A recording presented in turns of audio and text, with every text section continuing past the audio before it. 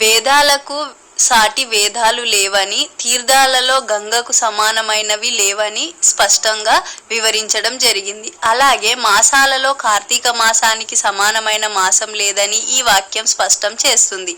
ఈ మాసంలో వచ్చే కార్తీక పౌర్ణమి అత్యంత విశిష్టతను సంతరించుకుంది. శివ విష్ణువులిద్దరికీ ఎంతో ప్రీతికరమైన ఈ పౌర్ణమిని శరత్ పూర్ణిమ, త్రిపుర పూర్ణిమ వంటి పేర్లతో పిలుస్తారు. కార్తికేయుడు జన్మించిన కృత్తికా నక్షత్రంలోనే ఈ పౌర్ణమి వస్తుంది. వేదాలను అపసంహరించి సముద్రంలో దాచిన సోమకాసురుణ్ణి సంహరించడానికి శ్రీహరి మత్స్యావతారం ధరించింది ఈ రోజే. ఉసిరిక చెట్టు కింద శ్రీహరి దామోదర స్వరూపాన్ని ప్రతిష్ఠించి ఉసిరికాయలతో పూజించడం కార్తీక మాసపు ప్రత్యేకత. కార్తీక మాసం భక్తి, జ్ఞానం, ధ్యానం సమన్వయమైన మాసం. పౌర్ణమి చంద్రుడు కృత్తికా నక్షత్రంలో ఉన్నప్పుడు వచ్చే ఈ మాసానికి ఆదిదేవత అగ్ని. అందుచేత ఇది యజ్ఞ సంబంధమైన పవిత్ర మాసం. కార్తీక మాసంలోని సోమవారాలు, ఏకాదశి, పౌర్ణమి తిథుల్లో ఉసిరి చెట్టు కింద దీపాలు వెలిగిస్తారు. ఉసిరి చెట్టు ఉన్న వనంలో బంధుమిత్రులతో కలిసి వనభోజనం చేయడం మరొక ప్రత్యేకత. కార్తీక మాసంలోని ఆచారాలు కేవలం ఆధ్యాత్మిక ప్రయోజనాలనే కాకుండా ఆరోగ్యపరమైన ప్రయోజనాలను అందిస్తాయి. ఈ కాలంలో జఠరాగ్ని మందగిస్తుందనే శాస్త్రపరమైన సత్యాన్ని గ్రహించి ఉపవాసం ద్వారా శరీర శుద్ధి సాధించడం పద్ధతి. ఈ విధంగా కార్తీక మాసం కేవలం పూజలు, వ్రతాల మాసం మాత్రమే కాదు, భక్తి, జ్ఞానం, ఆరోగ్యం, సమాజ సమత, ప్రకృతి పట్ల కృతజ్ఞతా భావాలను పునరుద్ధరించే దివ్య మాసంగా చెప్పుకుంటాం. ఏ మాసాన్ని? కార్తీక మాసాన్ని. అయితే శివకేశవులకు అత్యంత ప్రీతిపాత్రమైన మాసం కార్తీక మాసం.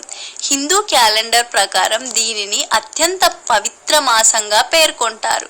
ఈ నెలలో వచ్చే పౌర్ణమికి అత్యంత విశిష్టత ఉంది.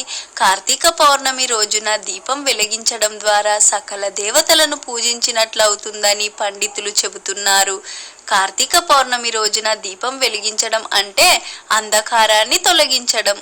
అంటే ఒక వ్యక్తి దీపం వెలిగించడం ద్వారా అతనిలో ఉన్న అజ్ఞానం తొలగిపోయి ఆధ్యాత్మిక చింతన కలుగుతుందని భావిస్తారు. అందుకే కార్తీక పౌర్ణమి రోజున తప్పకుండా దీపం వెలిగిస్తారు. అయితే కార్తీక పౌర్ణమి రోజున దీపం వెలిగించేటప్పుడు కొన్ని నియమాలు పాటించాలని పండితులు చెబుతున్నారు. ఆ నియమాలేంటో చూద్దాం. కార్తీక పౌర్ణమి రోజున సూర్యాస్తమయం తరువాత దీపం వెలిగించడం ఉత్తమం. నవంబర్ 5న వచ్చే కార్తీక పౌర్ణమి సాయంత్రం 5:15 గంటల నుంచి రాత్రి 7 గంటల వరకు దీపం వెలిగించేందుకు శుభ సమయం అని పండితులు చెబుతున్నారు. ఈ విధంగా మనం కార్తీక మాసం రోజున నెయ్యి దీపం కానీ, నూనె దీపం కానీ 365 వత్తులు వెలిగించుకొని ప్రమిదలు ఉంటే ప్రమిదల్లో దేంట్లో అయినా, ఫర్ ఎగ్జాంపుల్ పిండితో చేసినటువంటి ప్రమిదల్లో కూడా మనం ఈ యొక్క దీపాలు వెలిగించుకోవచ్చు. ఇలా వెలిగించుకోవడం వల్ల ఆ దీపాల కింద తమలపాకు పెట్టి వెలిగించడం వల్ల మంచి జరుగుతుందని భావిస్తారు.